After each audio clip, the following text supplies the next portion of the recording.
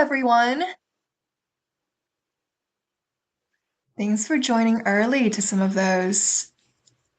I think we can get started. So, good morning or good evening, wherever you're joining in from today.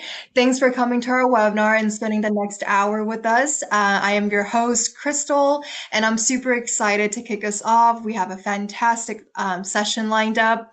But before I hand it over to our awesome speaker, there are a few housekeeping notes to cover. So first, this session is recorded and you will receive the recording within 24 hours post-event via email. If you don't see that email, please feel free to reach out to events@criticalstart.com and I'll be happy to assist you. And I will share that email in the chat in just a second. And then next, we will be launching polls throughout the session. Please remember to only click your answer once, as clicking twice will actually reset your response. Moving on to my favorite part, we want this to be an interactive experience, so please use the chat to engage with us. We love to hear your questions and comments. And then finally, please note that you are on mute, but if you'd like to come off mute, just raise your hand and I can bring you up on stage. And it doesn't end there, because today we are also giving away 4 Amazon gift cards to 4 lucky attendees. To enter the drawing, simply either answer poll questions or ask a question in the chat. Okay, so I'll stop talking now and hand over to our speaker. Tim, the stage is all yours. Great. Thanks, Crystal. Appreciate it. Thanks, everyone, for being here. So might as well just kick this thing off. Just a quick introduction on myself, the speaker. My name is Tim Bandos. I'm the field CISO here at Critical Start. I've been in cybersecurity industry for about 20 years. I live down here in Tampa, Florida. I was able to successfully dodge a couple of hurricanes over the last couple of weeks. Fortunately, we were not flooded. Little bit of damage, but not too bad. But yeah, so I'm down here out of Florida. But yeah, like I said, I specialize in incident response and digital forensics, and also have been the CISO at several cybersecurity vendors. And I joined Critical Start about 4 months ago, so I'm happy to be here. And what we really wanted to talk about today is kind of this focus on asset visibility and uncovering hidden threats and identifying unknowns right throughout your organization. So I'm just going to go into the slides. One of the first things we wanted to do is just do an icebreaker poll question. These are typically fun things to kind of kick things off. One of the first poll questions we have is, if you could design a cybersecurity superhero, what would their superpower be? Like, just as an example, maybe having the ability to instantly patch every vulnerability before hackers even know they exist, and also not requiring a reboot. That would be, I think, a superpower in and of itself. So if you guys have any good answers, I'd love to kind of hear that. I'll check back on the poll questions as I kick these things off, and we'll kind of cycle back through. So if you have any good answers for this one, please feel free to respond. So what I want to talk about today is really, understanding security gaps and discussing that invisible threat. You don't know what you don't know, and there are invisible threats in the organization if you don't have that visibility across your entire landscape. So we want to talk about what those security gaps look like. Then we're going to go into how do we go about mitigating those security gaps. So what are the tactics to ensure that we have the proper coverage in place from a monitoring perspective, especially if there's our monitoring failures as well. How do we optimize detection and response? Managed detection and response, MDR. That's something that I've been, kind of involved in for I would say the last, 12 to 13 years at various companies. It has been an evolving space. It started off obviously in the endpoint as, kind of widen its scope into extended detection response, focusing on the full, landscape of activity and getting all the telemetry for not only endpoint, but also network and cloud devices and IT and OT environments. So how do you go about optimizing, that detection capability? And then talk about a few case studies and key lessons learned, some real world examples, things that we've seen around kind of improving SOC and MDR effectiveness. And then I'm going to wrap it up with a conclusion and a Q&A, what is that? Q&A, and maybe some tips and tips. All right, let's kick this thing off. So first thing first is we need to understand the security gaps. And these are, gaps within an environment. So let's look at addressing that invisible threat. So what are those common security gaps? They often and very usually go unnoticed. These gaps typically involve unprotected assets or incomplete telemetry that we're seeing. So you're ultimately going to have missed signals that can significantly impact your security operations. If you don't have that complete end-to-end visibility in your environment, right, we're collecting telemetry from your endpoint devices, from your network devices like your firewalls, your authentication activity. Right, you're going to have that missed signal, and then you're going to have missed, detections, right, within your environment.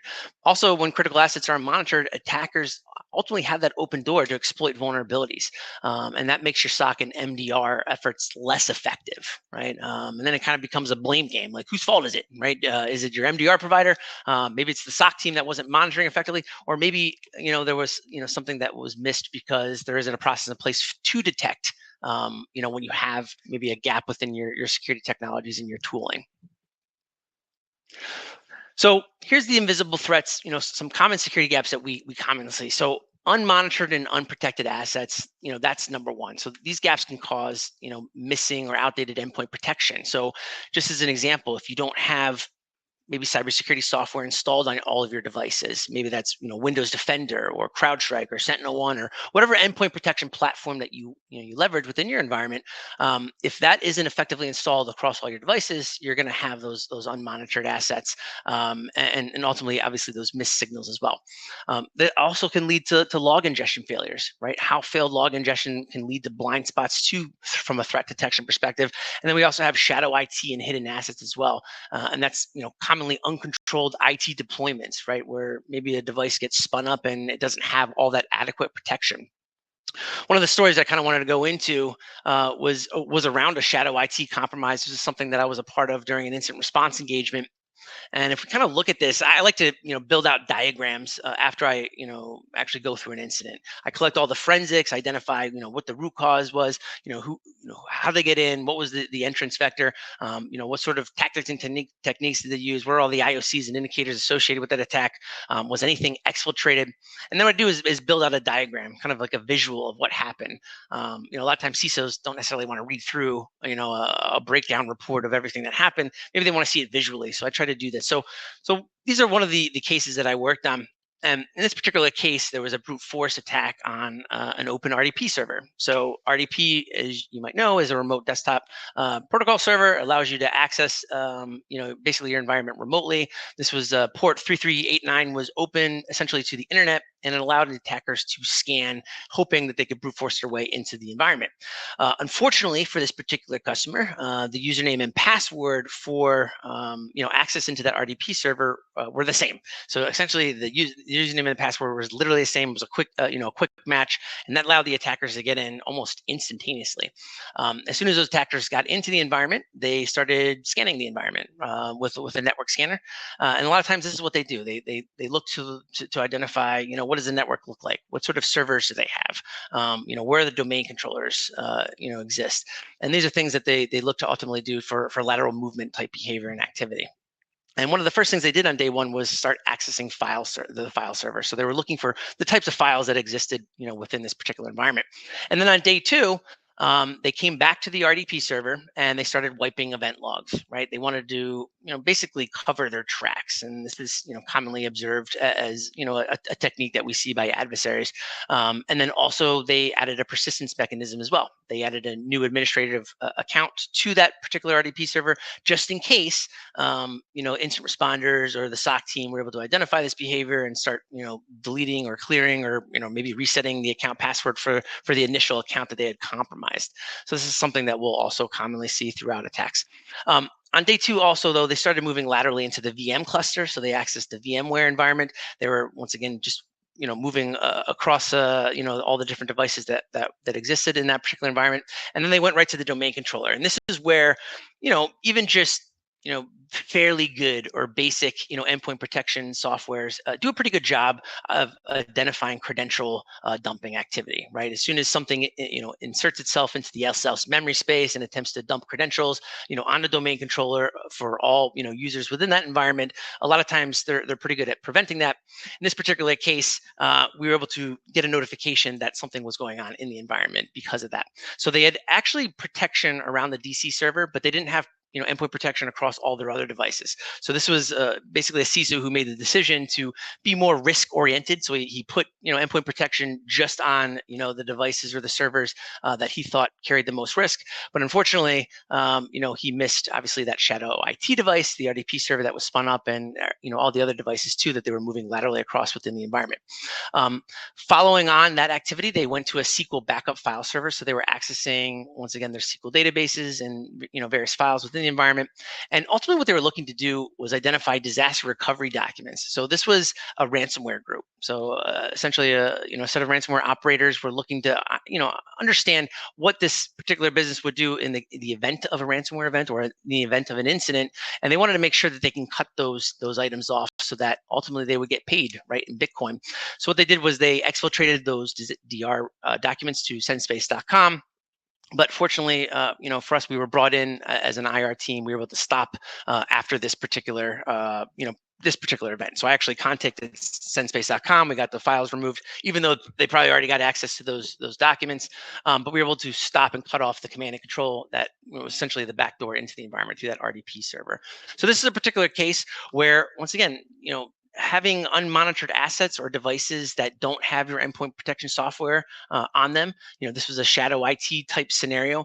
This, opens up assets for, adversaries to get into your environment. So just a quick poll question, Crystal, if you will. How do you ensure that all of your assets are being monitored appropriately with endpoint security software? So this is a pretty good question. Let me go to the polls tab so I can actually see how we kind of go about doing this. So a couple of the questions that we have is, one, we have a robust asset management, tool and process in place. So this is if you're, highly mature, you have everything in place, and you can identify when you have those, sort of scenarios within your environment. We rely on network security scans to identify missing hosts. That's very common, right? You can leverage a variety of different tools to do that. Or maybe you leverage Excel to keep track of your assets. There's no judgment here. I've been on those budgets that are pretty constrained. So if you monitor your environment, through Microsoft Excel by, keeping track of all your assets, that's another option as well. Or we don't do anything for asset visibility. We just kind of, pray and hope for the best. That's also something that can happen as well. Budget, once again, can be constrained. So sometimes we don't have basically the resources there. I don't see, I guess, the answers that come in. Crystal, is that something that happens? Well, we'll see how they answered. I was just going to respond to that. She's going to have to come back on stage. Yeah, we can share those metrics with you, Tim, after. I don't think you can see that right now. Oh, man, this is supposed to be interactive, Crystal. We need to fix this. Wait. Hold on. I see people are still voting. I'm just going to give it 2 more seconds. Let me try this. To all of you, I am kind of new to Goldcast, so I am still learning as well. So let's see, Tim, if I can make your dream come true. Nope. Okay, so I'll share it with you post-event, Tim. No problem. Once again, I just like to be interactive, So I'll go back to the initial poll question, though. When I talked about superpowers, I know a couple of people had inserted some of the responses. Predicting the future of cybersecurity, that would be a great one. I would love to know where the future of cybersecurity is growing. That's a really good superpower. Let's have another one. Pulling the plug on a machine that has an active attack as opposed to letting it continue while trying to find those doing it. Yeah, if you have one of those automated devices that just pulls the plug, right, the Ethernet cord, just to prevent that attack from further propagating in your environment. That's a good one. Send brain waves to have people make sure their monitor is on. That's a good one too. I would love to do that. Catch hackers. I wish that was my superpower every single day, catching hackers. Superpower, having Alt, Control, Delete really fix everything. That's a good one. All right, so we're going to continue on. I know there's a lot of great ones. We'll have to come back to that though, but those are a lot of good superhero powers for sure. All right, so how do we go about mitigating these security gaps? There's a couple of things that we can do because we need to make sure that we're taking these steps in order to actually cover the gaps that we have. So we can ensure that we have comprehensive tooling coverage in place, right? Regularly auditing your controls and verifying that all assets are protected. I know that statement sounds a lot easier to say versus doing it, right? But it is incredibly important to make sure that all of your controls in place are running and they are effectively, implemented across your organization. So this is very important. Monitoring for log ingestion failures, identifying, and managing hidden assets. These are all the things that we need to focus on. So we'll go through each one of those steps and how we kind of go about implementing those particular mitigation steps. The first one is around that tooling coverage, right? So we talked about regularly auditing endpoint protection. So we need to validate all assets from endpoints to network devices are actually being protected, right? Do they have the software installed that they need to have installed? Do they have, the policies in place that implement those additional levels of protection to prevent, adversarial type activity and behaviors? There's a variety of different, obviously, technical controls that can go out to prevent, those types of behaviors from being effective, from the adversaries. But that's step one. Let's start auditing what we have in place. There's also verification of SIM and MDR data ingestion. So doing like an ingestion analysis, sort of a activity. So just making sure that you have all the relevant data sources and they're also being monitored. Not all data sources are created equal. And what do I mean by that is, if you're ingesting, for example, VPN logs, and endpoint, detection log, telemetry from your EDR tool set, these are critical, right? These are critical data sources that you should be monitoring, but there are also, data sources that aren't as critical. I mean, I think firewall is important, but if you're, looking at every single teardown request, that could be just garbage logs. So you really want to make sure that you have the correct logging in place, and all that data is also being ingested into a centralized SIM and then monitored by either a SOC team or a managed detection response, type service. So that's step number two. And then also coverage for IT and OT environments. Maybe you have an OT environment. Maybe you work in a manufacturing facility, right, or an environment where you have that operational technology environment. That's very important as well. So making sure that your IoT devices, everything else is also being monitored, because that's also an entrance for an attack. I can't even tell you how many stories I've seen around IoT entrance, vector type, attacks or intrusions, just because a lot of times those particular devices aren't built with security in mind. Those are, things that are just, kind of haphazardly put together, and then we put them on our network and then we have to deal with them. So that's really important to kind of keep in mind how we kind of go about doing comprehensive, tooling coverage.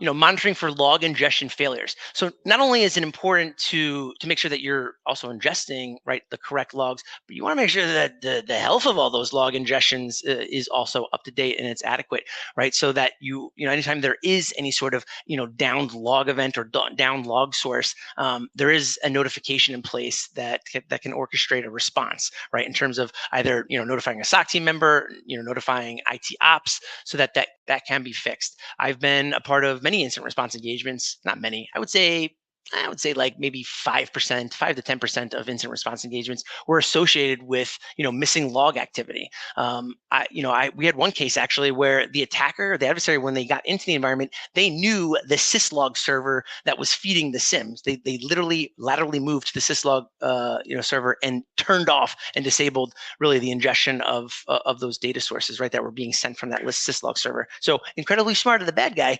not incredibly smart of that team or organization for not monitoring that health of that particular device, because that could be also indicative of an attack, right? That's a good indicator that something could be going on within your environment. So monitoring for the health of those data sources is very important, and then also ensuring data completeness, right? You want to ensure that all the logs that are consistently being collected are accurate for threat detection, right? So that you're getting that proper signal coverage.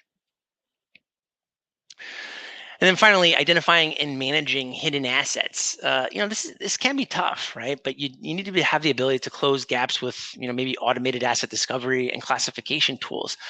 There's a variety of different tools that are out there today that can do this. Tools like, I don't know, Exonius, or maybe you want to go kind of old school like Landsweeper. I think Landsweeper came out in like 2004. We used to do network scans looking for rogue devices using a tool like that. You can use Qualys or any sort of Tenable, maybe network scanning utilities to identify assets that exist in the environment. But then you also need to be able to kind of identify whether or not they have the running software. So you want to make sure that those solutions can, in two-part, do two things, right? Make sure that one, that something exists, and two, what's actually running on that device, because not all tools are created equal, and not all tools can actually have that capability. So making sure you're doing those continuous scans throughout the environment is very, very important. The other thing that's really important too is classification based on criticality. Assigning risk levels to the assets that you are monitoring. Not all assets are created equal as well, right? Every asset's a little bit different in terms of what's actually being stored on those devices. So what is the criticality of the data that resides on those systems? Is it confidential information? Maybe it's trade secret data, right? You would assign a higher level of risk to that particular asset, or maybe it's medium risk. Maybe it's something that's internal use, right, to the organization, but it's still sensitive in nature. Or there's maybe it's just public domain knowledge, like just information that really doesn't matter if it gets leaked, right? So all those different tiering levels are important because that can also, change the criticality of alerts that are being triggered on those devices from the telemetry that we are collecting from those signals, right? So if you see a high risk asset, maybe triggers a medium severity type of alert, maybe you up the criticality of that particular alert because it's on a critical device, right? So those decisions get, weighed in terms of, once again, those signals, the signals that are coming in. And then you also have continuous scanning and monitoring, right? Ensuring that all the assets are consistently tracked and protected. That's also something that needs to be adequately covered, right, as you go through that process. All right, so poll question number 3, how do you ensure that your SOC or MDR provider is receiving all the appropriate signals? Another very good question. A lot of times I think this kind of gets taken for granted, to be honest with you. Maybe you just assume that you have everything deployed. You leveraged SCCM or, whatever tooling you have to deploy your software and all your devices are being adequately, protected. But if you're not auditing that process and you're not making sure ensuring that you have everything fully deployed, you could be missing something. So the questions that we have outlined there is we've identified all critical log sources and ensure that they're being ingested properly. That's pretty good. Or we rely on an MDR provider to deliver this level of service. That's also good. Why don't you outsource the risk, but you also want to double check that risk, of course, too. Or we need to do better. Maybe this is something that you want to focus on and you want to improve or mature within your organization. That's not wrong as well. So any of those questions or any of those answers, depending on your organization, are going to be different. So how do we go about then optimizing detection and response? A couple of things here, right? Integrating asset visibility is really a key feature that really should be kind of added on into any sort of MDR service, especially because if, for example, you outsource maybe your SOC team, your security operations center, level 1 through level 3 triage and analysis to another organization, how do they know that they're monitoring everything too? Where does that onus go? And I think it's important that you work closely with your MDR provider to make sure that you have that complete coverage. Because if they're missing signals, they might not know, right, whether or not they are missing something. And you don't want to get down to this, pointing of fingers if there was a breach, who's really at risk or who's at fault. So I think ensuring that you have that comprehensive visibility across all those environments is very important. I know at Critical Start, the organization that we work with, we've built that into our MDR service. It actually comes as a part of the package. You don't have to pay extra or anything, but we have asset visibility that comes baked in. So the second that we see a discrepancy in the signals and alerts that we're receiving with endpoint detection software that's installed on it versus ones where we don't see endpoint detection software installed on it, that's a notification that our SOC team is going to send out to your organization. Hey, we've identified these 20 to 30 devices. They could be BYOD devices, but these are devices that are on your network that could be causing a problem, right? So I think it's very important that you have that asset visibility component. I remember I used to work for a large chemical manufacturing company, a science company in the Fortune 500 companies. The first 12 years of my career, I was in audit, and one of the things that we would do is actually audit and look for rogue access points or rogue devices in the environment. And one of those things we would look for are like Wi-Fi points, right? We were auditing this one site. There was maybe like 20 or 30 different buildings at this particular site, and we kept on picking up on this one device, and we could see that it was connected to our corporate network. But we couldn't figure out, definitively, where this was coming to. And we were able to zero it down essentially to this one building. And when we went in, we couldn't find it. right? We searched this building constantly for, I would say, for like an hour. Like I looked every single, crevice, every single door. I was looking up at, in the ceiling, the ceiling tiles. But I knew there was a device that was unmonitored, unprotected, essentially, and you could literally access this Wi-Fi access point without a password, and then you would be once again dropped directly onto that network, which is a big no-no. So we actually asked the employees to leave the office for 15 minutes for us to do just a check, and I actually found it in this one individual's office. He had drilled a Wi-Fi access point to the back of his desk. He was hiding it because I saw this Ethernet cord being plugged into the wall. So this individual, for ease of, I guess, use with his laptop, he wanted to be able to just connect to this Wi-Fi access point wherever he was within that building. But once again, this was a big no-no, because this is an entrance vector for an attacker. If they can connect to a Wi-Fi point unprotected without two-factor authentication, they literally have access now and can move laterally within the environment. So as an auditor, those are the things, right, to look for, within your environment. Then best practices for continuous detection, right? You want to implement advanced monitoring, threat intelligence, and automation. Not only is it important to make sure that you have, advanced capabilities in terms of, threat hunting and proactively seeking out threats within your environment, but you also have that element of automation as well. So if there is a high fidelity alert, let's say credential dumping occurs on a domain controller, maybe you automatically, reset the user, username and password for that particular, username that did that activity, or maybe you isolate the device. I wouldn't necessarily isolate the domain controller, but there are things that we can do, right, that you want to, from an orchestration perspective, take so that you don't have, additional actions on objectives occurring from adversaries. So that automation, component is very important as well. And then enhancing OT environment security as well. Applying targeted controls to secure operational technology environments. That's one huge, thing that we're now focused on as well, too, within our organization, is providing MDR services for OT technology, because that's a real problem these days. I think OT environments traditionally are commonly just, considered, oh, it's, it's firewalled off, it's protected, no big deal. But that's not always the case. There's always some sort of hole or vulnerability sometimes that might lead access into those environments. And when we talk about OT, I'm talking about maybe devices that control valves to, let's say, hazardous chemicals, right? I've seen real world scenarios where, if that were to be compromised, the adversaries know how to control those particular mechanisms, and they could release, maybe a hazardous gas, in that particular plant site. Now, I've seen cases like that where there was issues, not necessarily a breach, but things that, release gases, and then there was a real world effect of that. There were actually at the company, this is all public knowledge that I can share this, but there were 4 employees that actually died because of that.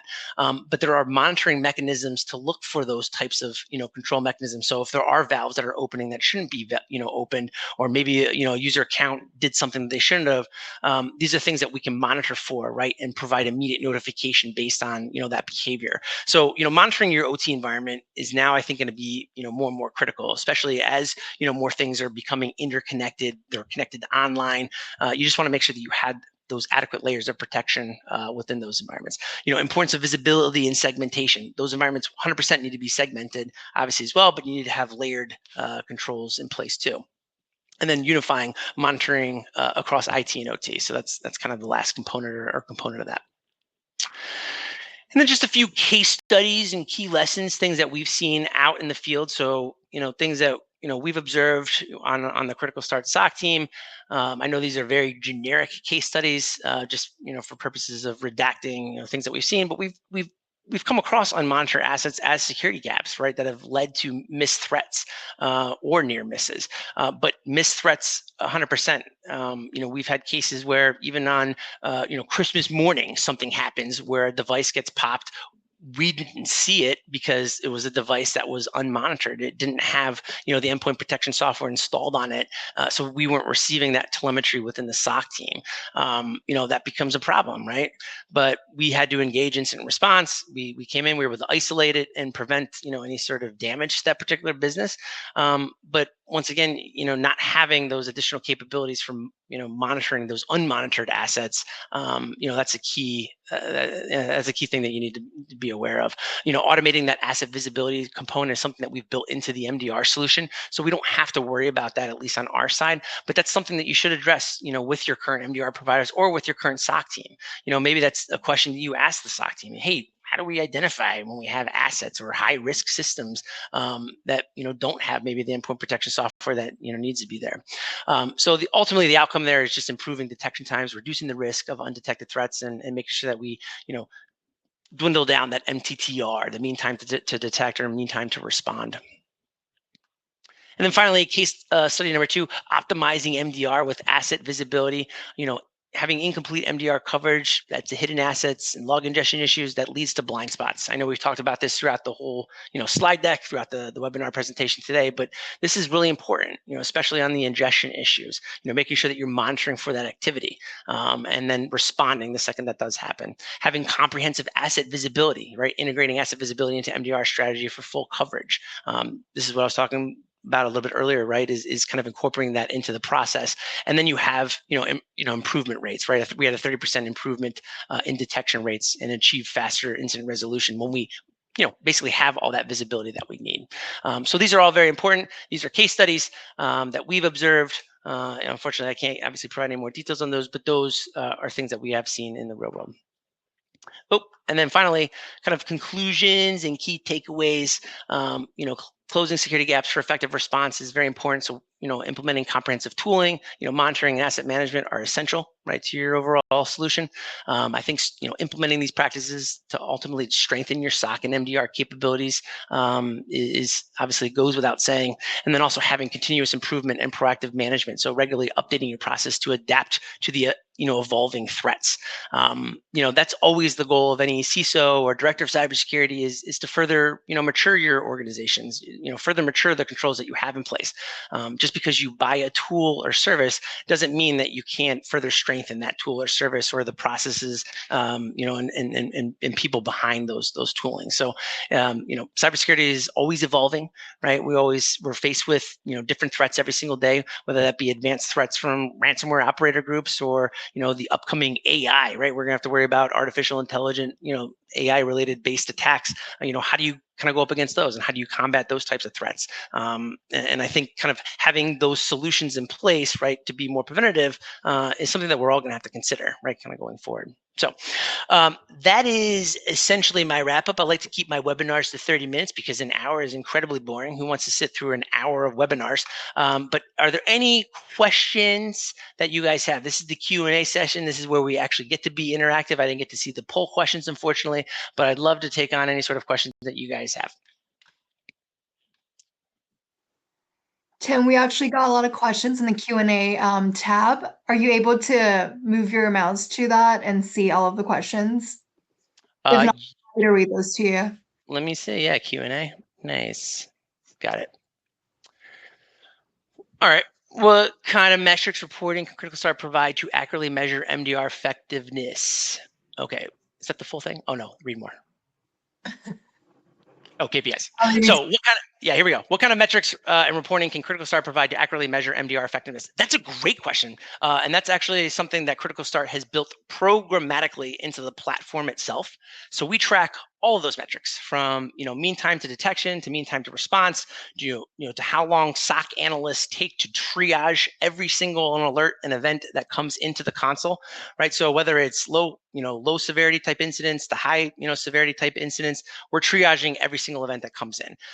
And all the metrics associated with that triage process is also being recorded into beautiful diagrams and bar charts. So that's something that I think MDR providers should provide, right? It's that instant visibility and transparency into the SLAs that customers subscribe to, right? You want to make sure and hold your MDR providers accountable to make sure that you are getting the right value out of the service, if that makes sense. What is the biggest challenges you face to implement your solution, and how do you overcome this challenge? Well, every single environment is completely different. This is a great question.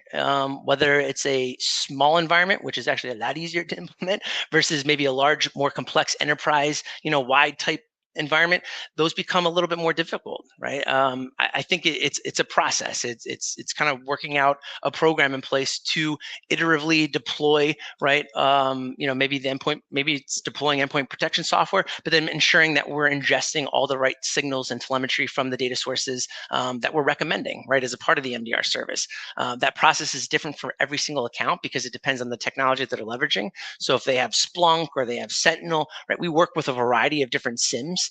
Maybe it's Sumo Logic, right? We can ingest, via API, all of that telemetry, right? All the different alerts that we need to see. That process is going to be different for every single one. So I think the biggest challenge or hurdle that we, kind of overcome is, not so much on the critical start side, but it could also be maybe the impenetrable web of bureaucracy that they might be experiencing in terms of rolling out, a brand new MDR service. I used to sit on that other side of the fence, and it can be very difficult to implement new technologies or new security solutions or bring in new vendors. So sometimes those become, I think, large challenges that we need to overcome. How can we prevent alert fatigue? I mean, that's a great question. I think alert fatigue comes down to, increasing, the fidelityness of the alerts that are coming in. We as an MDR provider, we focus on every single event that comes in, and we've got something called a trusted behavior registry.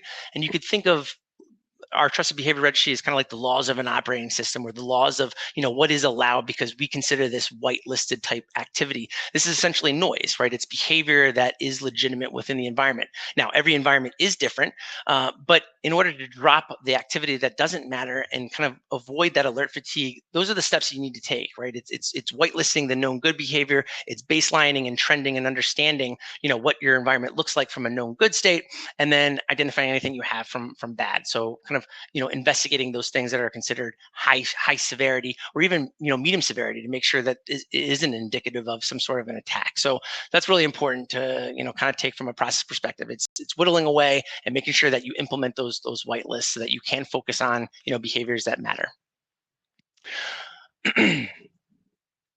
Okay. How can we protect ourselves from AI-based threats?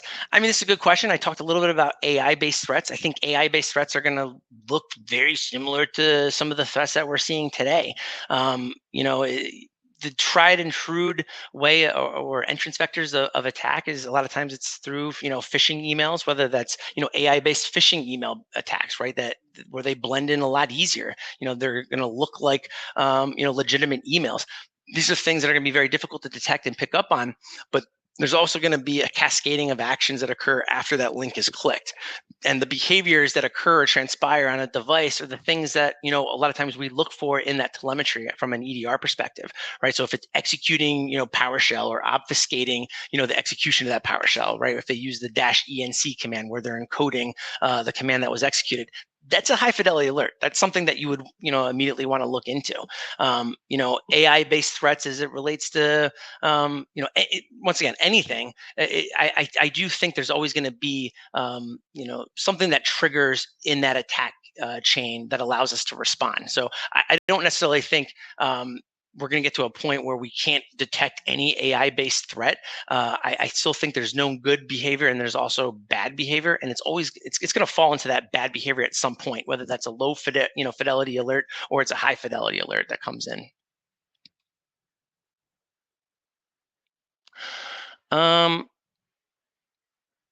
Is AI tool service usage in shadow IT a significant risk factor, or one that's likely to increase in prominence? If so, can such risks effectively be minimized? In shadow IT, a significant risk? Yes, it's definitely a significant risk, 100%. Right? If you don't have a CISO or someone in place who is, implementing a policy around AI usage within your organization, I do think that's a problem. That's something that we all need to consider. It's a problem because if you look at data loss in that particular scenario where an employee, they share or leak, confidential information to an AI, algorithm or an AI platform, and that data is no longer now within the confines of your environment, that could be a problem, right? Especially if that AI company ever gets breached, or if those models ever get attacked, or they have access to that data lake of information that is being consumed, by those algorithms. That data can then be weaponized. So I do think there needs to be, smart policies in place for how we leverage AI internally within an organization. I wouldn't say no one's allowed to use AI. I mean, that's not even that'll never happen, because people will then find ways to obviously work around that. And I think we need to embrace it, because it does make us more efficient, I think, at our jobs. But yeah, to have a policy in place for sure would ultimately reduce the risk associated with that. All right, I think that's all the questions I had, actually. I could be missing them. I'm not sure. Crystal, do you see any more? Kind of just whittled away. Okay, if there's not more questions, Crystal, did you want to cover the upcoming events and resources that are coming? Yeah, for sure. I think there's one more. What is the biggest challenges you face to implement your solution? How do you overcome this challenge? Did you answer that already? Oh, I did do that one. Yep. Okay, let me mark that off. We did get a new one. Will the growth of AI create a hands-off interaction with threat tools in the future? Where is that one? I don't see that one. You don't see that one? Where? I can. All right, there it is. Oh yeah. Will the growth of AI create a hands-off interaction with threat tools in the future? I don't know if maybe we can use AI to reword that a little bit. I'm not sure I'm not interpreting that correctly. So create a hands-off interaction with threat tools in the future. I'm not sure what you mean by threat tools. Are we talking about on the defender side of the house, with threat tool, or is that, can you share that? I don't know. I'm not sure I'm interpreting that one. Maybe you can reword that one.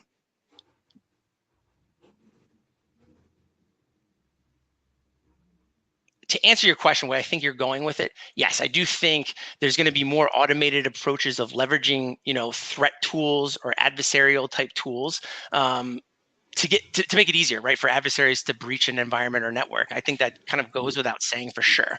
But on the flip side of things, I think as defenders, right, these are the types of things that we commonly look for on a day-to-day basis anyways. That's not going to change in terms of what we look for.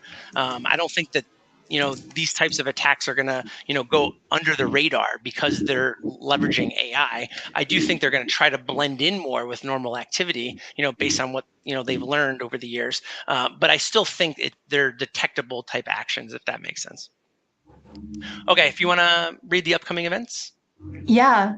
Obed, I hope that clarifies. But if you have further questions, please reach out to us, and then we'll get you an expert to kind of go through that with you. Okay, so upcoming events and resources. First of all, I wasn't lying when I say this is a fantastic event, right? Thank you, Tim, for sharing your insights, and I really hope all of you walk away from this webinar with learnings. I know that I learned a lot. So here, what I have here is some resources that you may find beneficial. We have another webinar coming up on November 12th. If you hover over to the docs tab right next to message, it's kind of like upright. You'll see all of the links and resources that I'm going to mention. So just find that and it will take you to a location. So first is the webinar. You'll see the registration link under docs. And then I'm also very excited to share that you can now download our ebook, A Buyer's Guide to MDR. This is a great resource to help you navigate MDR, ensuring you make an informed decision that aligns with your organization's needs and challenges. So you can also find that under the docs tab. But we will definitely include that in our post-event follow-up email. And then finally, if you'd like to browse our past webinar recordings, I am not launching the link. You'll find that in the docs tab as well. So let me just read through the comments to make sure I'm not missing out anything. Thank you all so much. You guys are so sweet. So with that, I will conclude today's webinar. Once again, extending my thanks to our speaker, Tim, and all of you for attending. I really hope to see you at one of our future events. So take care. Bye. Great. Thanks, everyone. Bye-bye.